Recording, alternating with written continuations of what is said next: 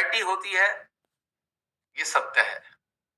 इसी प्रकार से सबके लोगों के अंदर उनकी अपनी चेतना के स्तर के मुताबिक आगे का ज्ञान देने वाला गुरु बैठा है। डोरमेंट स्टेट में है, स्लीपिंग स्टेट में है, उसे एक्टिवेट करना है। और ये एक्टिवेट होता है एक्सप्लोरेशन से, आपके अंदर घुस के। जब आप अंदर उतरते हो तब ये जागृत होता है।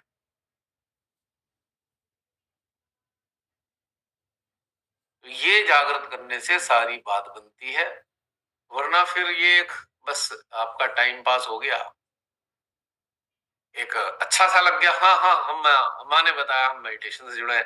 कहाँ से जुड़े हो जी? सहज योग से जुड़े हैं। माँ से जुड़े? हाँ। खुश हो गए? आदि शक्ति से जुड़े हैं, बस खुश, खत्म, फिनिश, इल्ले, जिंदगी की सांझ हो गई, प्राण निकल रहे हैं, सब समझ में आ रहा है। नहीं गंवाना था समय, और निकलते हुए ये भी एहसास हो रहा है अब मनुष्य देह नहीं मिलने वाला, क्योंकि जो चारों तरफ इकट्ठे हैं उस वक्त मृत्यु के समय बता रहे हैं फुसफुसाते हुए, नहीं बनेगा मनुष्य अभी। क्योंकि उस तक जाने के लिए अब कुंडली जागृत जिनकी कराई श्री माता जी ने,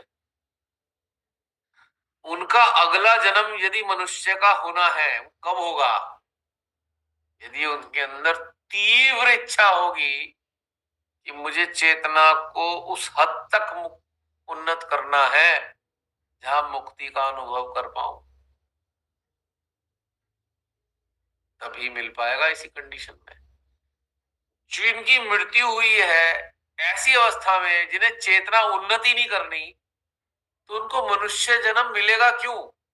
वाय? चाहेंगे तब भी नहीं मिलेगा। एक ही सोल पर्पस होगा कि चेतना उन्नत हो जाए तो अगला जन्म मनुष्य का मिले, वरना जन्म तो मिल जाएगा, अन्य प्राणियों में से किसी एक का मिल सकता है। ये बात मैं आपको किताबी नहीं बता रहा हूं, जो अनुभूति होती है वो बता रहा हूं। भाई पर्पस होना चाहिए ना मनुष्य जीवन का, एक पर्पस होना चाहिए, इसलिए जन्म होगा भाई। पिछला जन्म हुआ, जो वर्तमान जन्म इसलिए हुआ क्योंकि हमें मार्ग मिलना था। हम ढूंढ नहीं सकते थे इस मार्ग को, we were not capable to find out this path. ये उन्होंने हमें दिया। अब इसके बाद का अगला जन्म क्यों मिलेगा? यदि हमारे अंदर वो तीव्र अभिलाषा होगी कि माँ ये जीवन हमने अज्ञानता में गवा दिया, हमें अगला जन्म दे दो, हम हर हाल में अगले अपने जीवन में उन्नत होंगे। ये बात अभी समझ में आ गई मान लो, तो भाई अगले जन्म की इंतजार क्यों करें कि अगले जन्म में उन्नत करें? Why not this in this life? ताकि क्यों लफड़े में पड़े अगले जन्म के? ईमानदारी से बताइए, 15 मिनट अपने अंदर रात को सोने से पहले चिंतन करके देखना कि जन्म लेना मजेदार था या मजेदार है? क्या मजा आता है जन्म लेने के बाद, या आफतें होती है जीवन में इतनी? मात्र पेट भरने के लिए इतनी आफतें मोल लेता है इंसान, मात्र पेट भरने के कितने झंझट झगड़े, एक आफत जिंदगी की। यानी कि मानवीय देह से संबंधित आवश्यक आवश्यकताओं को पूर्ण करने के लिए कितना बवाल लेता है मानव।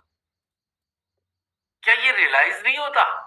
क्या हम इसे बढ़िया जीवन कहते हैं? हाँ हम तो ये सब कर रहे हैं, हमने बहुत पैसा कमा लिया।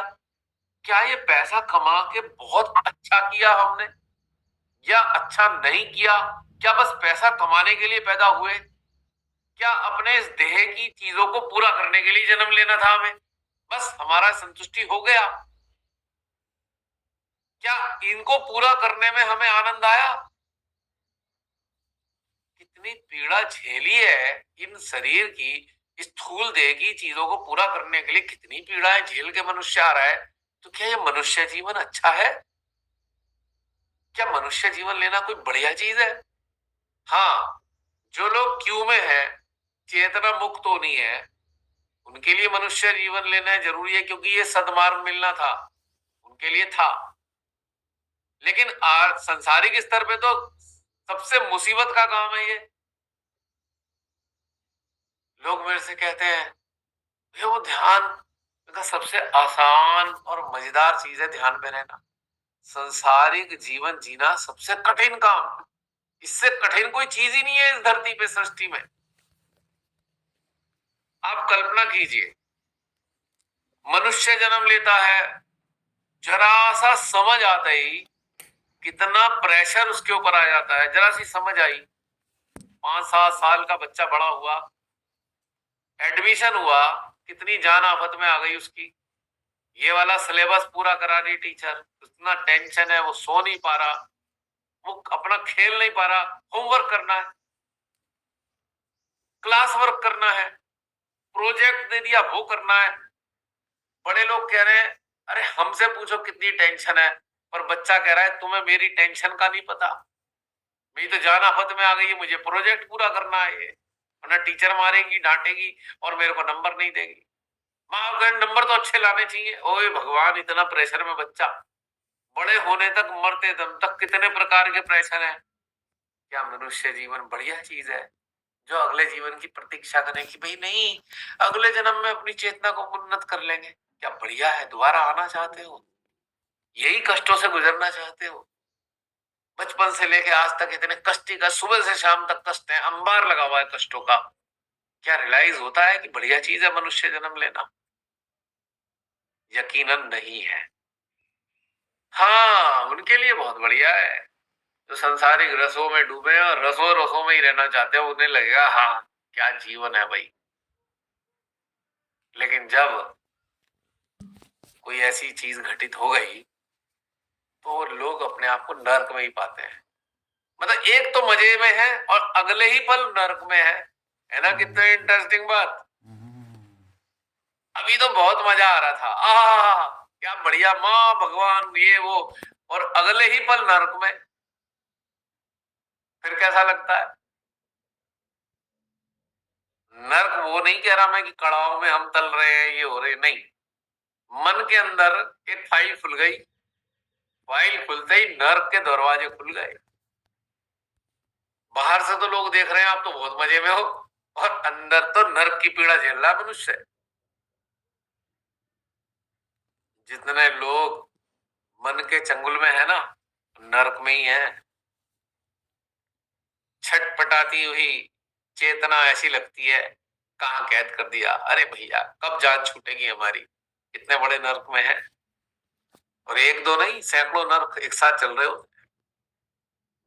तो हम कहते हैं भाई अगले जीवन में हम चेतना उन्नत कर लेंगे, ठीक है। क्या मनुष्य जीवन दोबारा लेना बढ़िया चीज है? चाहे कोई बहुत बड़ी जीवात्मा जन्म ले, ऊंचे दर्जे की सोल जन्म ले, चाहे अवतारी मनुष्य के शरीर में आ जाए, 9 माह तक तो उन्हें भी नरक में ही रहना पड़ता है। अवतारों को भी, भगवान के अवतारों को भी नरक में 9 महीने रहना पड़ता है। उस बात को काटा जा सकता है क्या? याद है श्रीमाता जी की बात, उन्होंने कहा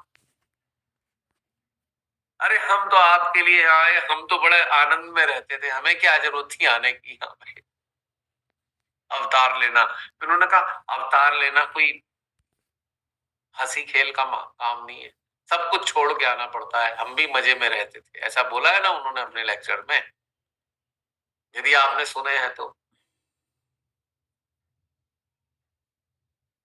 तो मानव जीवन केवल रिफाइनमेंट के लिए मिला है, बाकी और कोई पर्पस नहीं है।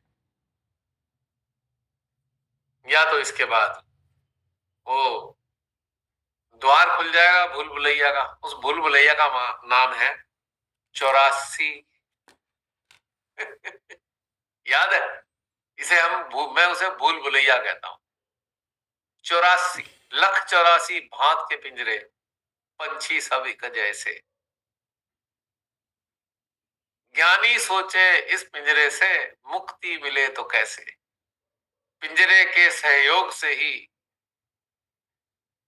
पिंजरे के सहयोग से ही पंछी को मुक्ति मिले। है ना वो भजन की कुछ लाइनें।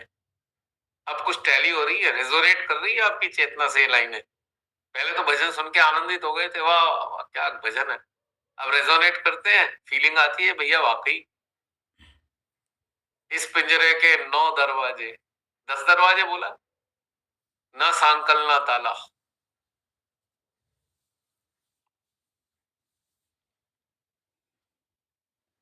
पंच तत्वों के निर्मित इस पिंजरे में रहता पंछी उड़ने वाला। तो भाई जब पंछी ने उड़ी जाना है, क्या लिखा है जसलीन मेघानी। हाँ अरे मुझे याद है भाई, ये उन्हीं के लिए तो चल रहा है। ठीक है। मैं भूलता नहीं हूँ। अब पूछ लो बहन से, उन्हीं के लिए चाहिए था या नहीं। चलो, अब बहुत सारी बातें हो गई हैं। मेरा तो एंड ही हो रहा था वैसे तो, लेकिन अंदर से जब आता है तो आना ही है, फिर उसमें कुछ नहीं है दूसरे पॉइंट। अभी हमारे परिवार में इस जो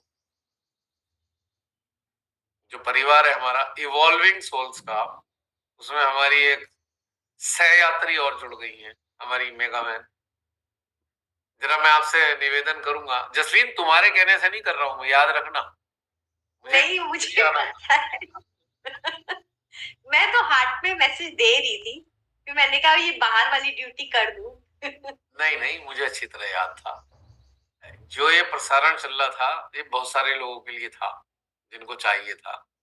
एनीवे, तो मेगा बहन आज जुड़ी है, इस परिवार में आपका स्वागत है। और मेरा तो बस यही निवेदन रहेगा आपसे कि आप अपनी इस यात्रा के बारे में बता दें, और आप जिस तरीके से जुड़ के आई हैं, आपने क्या अनुभव किया वो बता दें सबको।